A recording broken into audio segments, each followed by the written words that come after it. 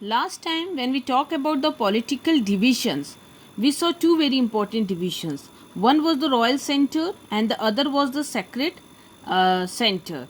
So, the royal center that is located at the southwestern part of the settlement, the most distinctive structures in the area have been assigned named the King Palace. It is the largest of the enclosure but has not yielded any definite evidences of the royal residence.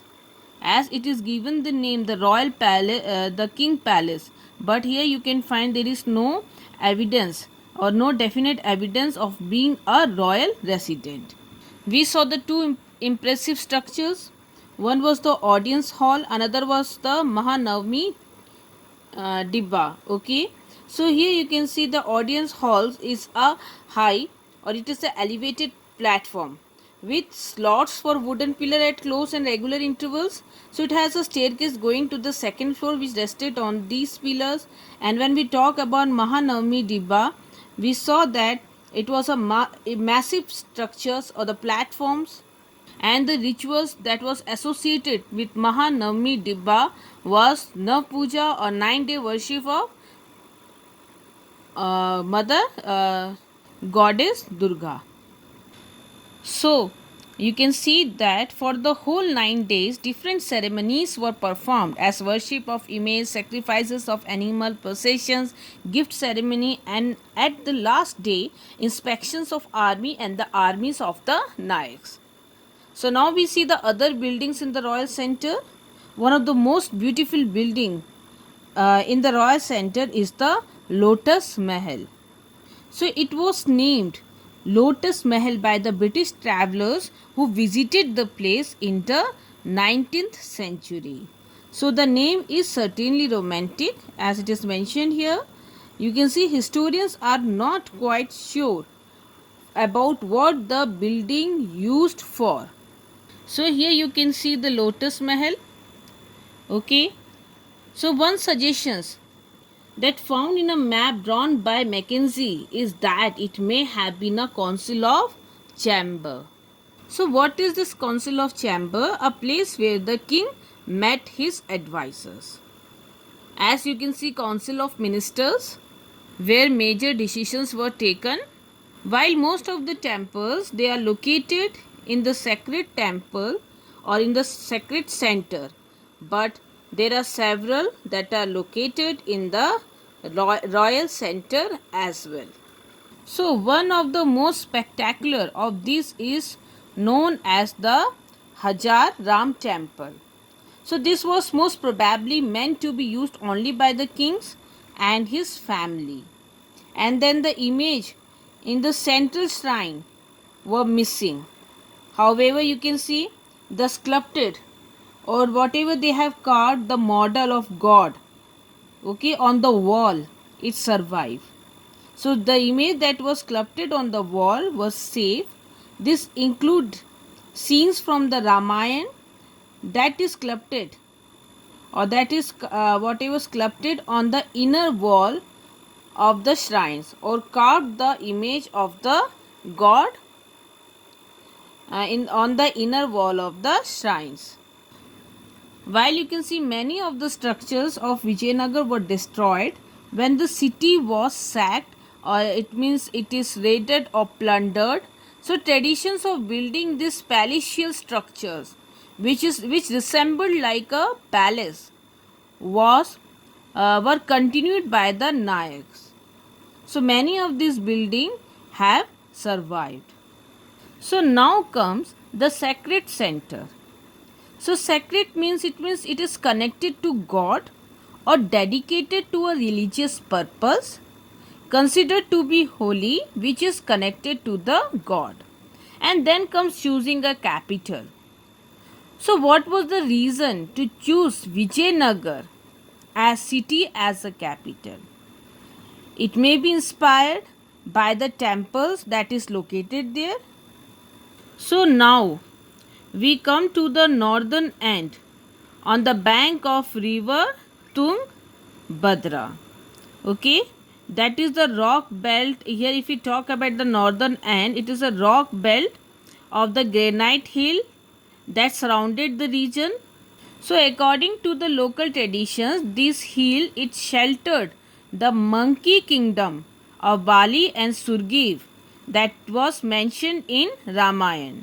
If we go through the past and then we talk about other traditions, they suggested that Pampa Devi, okay, the if we talk about local mother goddess, okay, she did penance means tapasya की उन्होंने in this hill in order to get married with Virupaksh, the guardian deity of the kingdom, and Virupaksh which is recognized as a form of Shiva. So, the ceremony of marriage between the Parvati and Shiva is celebrated every year or annually in the temple of the god Virupaksh. So, in this hill of the northern end, we found Jain temples of the pre-Vijayanagar period as well. So, in other words, these areas are associated with several sacred traditions. So, temple building in this region, okay, had a long history. It goes beyond the ruler of Pallav, Chalukyas, Hoysals and Cholas. So generally this emperor, the ruler, they encourage the building of the temple so that they can associate themselves with the god or goddess. So you can see that often the god or the deities, okay, was stately cleared or it may be unclearly stated, or you can see clearly or unclearly they were identified with the king. So here other function, when we talk about this temple also functioned as the center of learning. So as the temple became the center for architects, sculptors, painters, smiths, carpenters, where they could exhibit their skill. So temple was the place where singing, dancing, drama and music were performed. So it provided boardings and lodgings facilities to the ascetics, Brahmins, students, guests and pilgrims. So the rulers and other, they often granted lands, or the other elite class, they granted land and other resources for the maintenance of the temples.